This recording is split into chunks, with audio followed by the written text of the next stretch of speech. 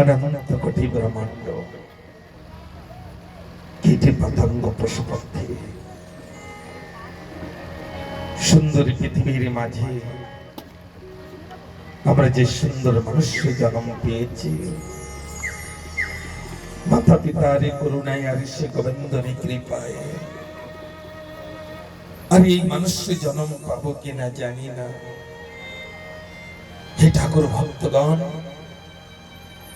আসেন আমরা সে গোবিন্দর কাছে কামনা করি। হে ঠাকুর, হে গোবিন্দ, শেষের দিনে যেদিন আমার বেলা ডুবে যাবে, আমার শব্দ স্পর্শ রূপ রস গন্ধ বন্ধ হয়ে আসবে। এই সাংসারিক মানব বলতে কেউ আমার আপনে থাকবে না। সেদিন তুমি বিনু আমার আপন বন্ধু বাড়ি কেউ হবে না। সেদিনই যেন কৃষ্ণ কৃষ্ণ বলে দুই ফোঁটা নয়নের জল তোমার ওই পদ স্পর্শে দিতে পারি। ঠাকুর, তোমার ওই পদ স্পর্শে দিতে পারি। আজকের সুবর্ণ সুযোগ এসেছে একদিনের শ্রীমদ্ ভাগবতের কথা শ্রবণ করা। হে ঠাকুর ভক্তগণ, এই মনুষ্য জনম বড় দুর্লভ জনম। এই জনম আর বারবার ফিরে আসে না। পেয়েছি আর পাবো কিনা কোনো ঠিকানা নাই। 3টে ঘন্টার জন্য ধরাধামে এসেছি। শিশুকালে যৌবনে কালারে বৃদ্ধকাল, এই 3টে ঘন্টা শিশুর রোল, মায়ের রোল, বাবার রোল, ঠাকুর দাদা ঠাকুর মার রোল করে এই ধরাধাম ছেড়ে চলে যেতে হবে। এ ধরাধাম আমাদের জন্য নয়, এ ধরাধাম স্থায়ী রূপে আমাদের নয়। যে বাড়ির জন্য এত খাটাখাটনি করছি, এই বাড়ির মালিক আগে কেউ ছিলেন, আজকের আমি যেদিন চলে যাব না, এই পরিবারের মানব, এই গ্রামবাসী, এই সমাজ আমাকে ভুলে যাবে। একটি কথা বলবো না, অনেকেই তো অনেকের ভালোবেসেছে, স্ত্রী পুত্র ছেলে মেয়ে স্বামী অতিথি আদি অনেকের ভালোবেসেছেন।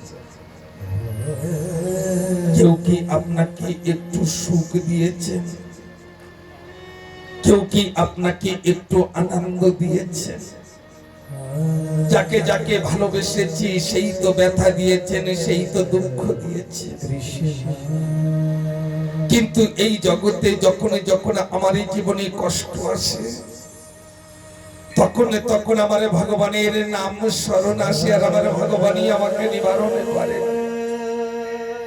আমার দুঃখ কষ্ট বেদনা আমার গোবিন্দ বিনু আর কেউ নিবারণ করেন না। মৃতা সংসারের ভিতরে পড়ে, মোহরের ভিতরে পড়ে সকলকে আমার আমার করে এই সময়গুলো নষ্ট করে দিচ্ছি। মানবের জীবনের সব থেকে দামি অমূল্য সময়, যে সময় জীবনের থেকে চলে যাবে সে সময় আর আসবে না।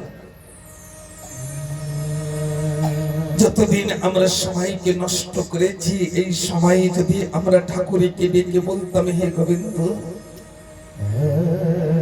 যত ভালোবেসেছি এই সংসারের প্রতি, তার 100 ভাগের 1 ভাগ যদি আমরা ঠাকুরের প্রতি ভালোবাসতে পারতাম, তাহলে আমাদের বেদনা কষ্ট আমরা পেতাম না। আজকের আসুন, আগামী দিনের সূর্য উদয় দেখবো কিনা জানি না। অনেকে তো চিন্তনে করেন, আমি বৃদ্ধ থরি না হয়েছি, আমি তো এখনই মরব না। কিন্তু ঠাকুর ভক্তগণ, অনেকে আমাদের আগে এসে আগে চলে গিয়েছে। আমরা কেউ স্থায়ী রূপে এখানে নয়। কোন সময় মৃত্যু আমাকে ডাক দেবে, আমাকে যেতে হবে, কোনো ঠিকানা নয়। একটি কথা বলবো মা, ছোটবেলায় যে সময় রাতের বেলায় রাস্তা দিয়ে চলতাম না, যদি 1 টাকা রাস্তার পরে পড়ে থাকতো না দেখতে পেতাম। এখন আর যদি বড় একটা পাথর পড়ে থাকে না, এখনই দেখতে পাই না। আগে ছুটি ছুটি স্কুলে এদিক ওদিকে ছুটি ছুটি চলে যেতাম, এখনই ছুটতে পারি না। তার মানে মৃত্যু আমাকে গ্রাস করছে।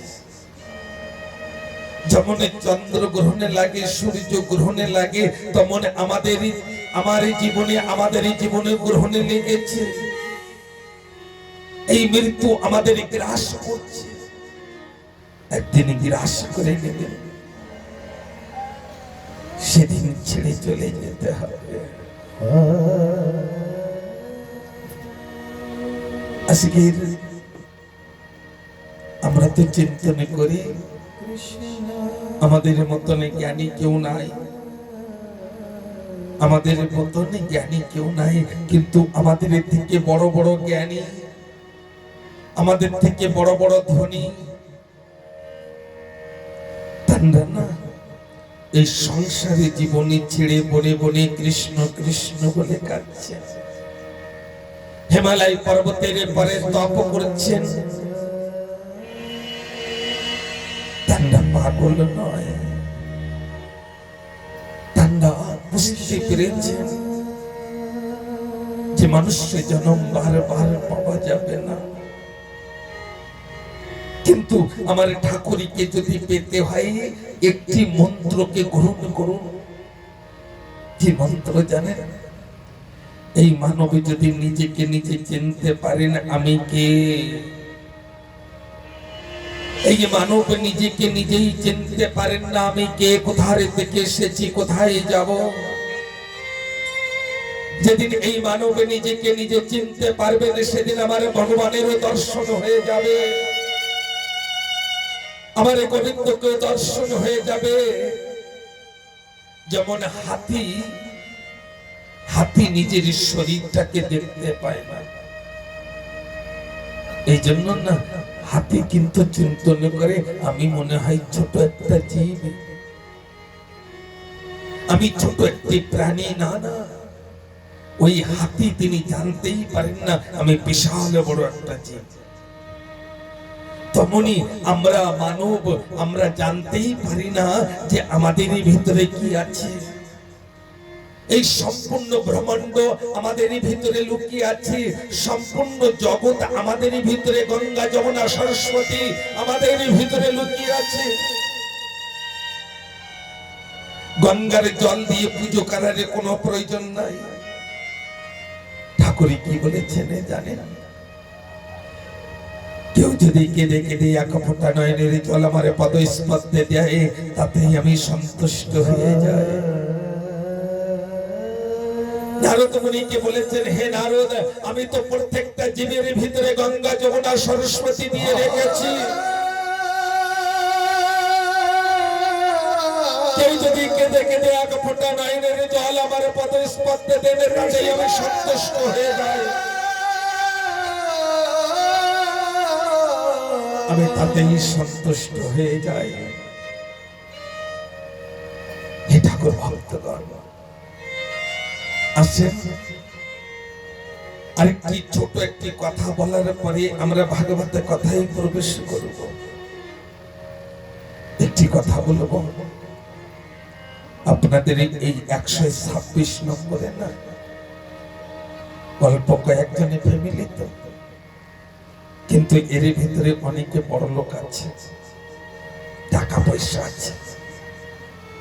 উনি টাকা পয়সা কোথা থেকে পেয়েছেন? কেউ যদি বলেন চালাকি করে, সলসত্তরি করে, পয়সা করি মেরে, তা মিথ্যে কথা হবে। কেননা চালাকি সলসত্তরি পয়সা বেশি সময় থাকে না, কিন্তু বৃদ্ধ মানবরা অনেক বলেন, জানেন এই ধন সম্পত্তি টাকা পয়সা কোথা থেকে পেয়েছেন? আমার কাছে শোনেন,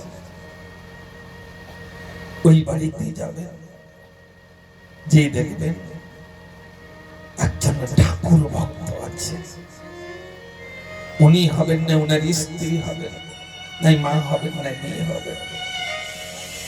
সকালে দুপুরে বিকালে 3 টাইম আমার এই গোবিন্দ সেবা না করে প্রসাদ পান না,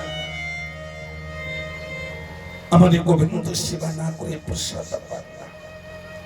তো যদি সকালে দুপুরে বিকালে 3 টাইম আমার এই গোবিন্দ সেবা করলে যদি আমার এই জীবনের দরিদ্রতা চলে যায়, তবে এই সুবর্ণ সুযোগ কেন ছেড়ে দেব? আরেকটি কথা শোনা, ও মা এদিকে ধ্যান দিতে হবে। আরেকটি কথা বলি, এই যে অনেকে মেকআপ করেন না, ফেরেন লাভলি আদি কি কি লাগান না, 3 টাইম পুজো করলে ওসব লাগানোর কোনো প্রয়োজন নাই। আপনি আপ সুন্দরী হয়ে যাবেন, সুন্দর হয়ে যাবেন। সকালে দুপুরে 3 টাইমে পুজো করলে, ঠাকুরকে ডাকলে সে মানব আপনি আপ সুন্দর সুন্দরী হয়ে যান। এই কথা সত্য বলছি, সত্য বলছি কিনা আমার হাত উঁচু করে বলতে হবে, সত্য বলছে কিনা? তার মানে আমার ঠাকুরকে ডাকতে হবে, আমার গোবিন্দকে ডাকতে হবে। আরেকটি কথা, আজকের কোন পাঠকে আপনারা শ্রবণ করবেন? কোন পাঠকে আপনারা শ্রবণ করবেন? উদ্ধব চরিত্র আছে, প্রহ্লাদ চরিত্র আছে, অথবা সুদামা চরিত্র আছে, গোকাণ্ডের পাঠ আছে, রাম কথা। যদি বলেন যে না আমরা রাম কথাকে শ্রবণ করব, তাহলে রাম কথাকে শ্রবণ করতে পারবেন। কোন কথাকে আজকের আপনারা শ্রবণ করবেন? উদ্ধব চরিত্র নাকি সে কথাকে আমাকে বলুন, আমি চেষ্টা করব। আমি জানি না যে আমি করতে পারবো কিনা, আর আপনাদের সম্মুখে তুলে ধরতে পারবো কিনা আমি জানি না, কিন্তু আপনারা যদি আশীর্বাদ করেন আর আমার রাধা কৃষ্ণের যদি কৃপা হয়, তবেই করতে পারবো, বলতে পারবো। বলে যায় জয় শ্রী রাধে শ্যাম, হরে কৃষ্ণ। আসেন একটু কীর্তন করে শ্রী রাধে রাধে।